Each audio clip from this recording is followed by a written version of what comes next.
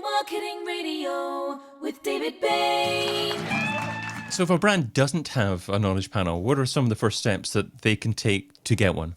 Right, well, John Mueller, who's the guy from Google, the googly guy, who tells us all what googly are doing at any given moment, was talking about reconciliation, and it's a really interesting point, is the biggest problem the machine has today, because it's no longer fully reliant on these curated sources like Wikipedia, Wikidata, IMDb, MusicBrainz, and so on and so forth. It's actually going out there and it's collecting the information itself, and it's trying to make decisions itself from information it finds absolutely anywhere on the web.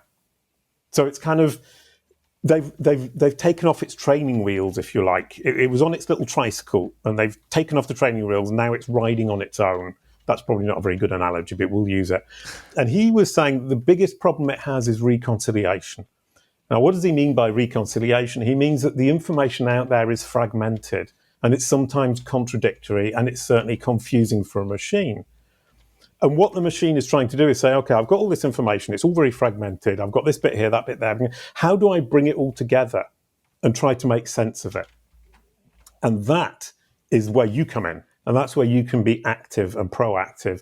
You say, here is a page on my website. The About Us page, for example, is a good candidate. Here is the page where I will state the defragmented version of who I am, what I do, and who my audience is. And that is what I'm calling the entity home. And what that then allows Google to do is say, okay, I have a reference of what the horse says. So it's straight from the horse's mouth. It's what I say, who I am, what I do, who my audience is, on the entity home.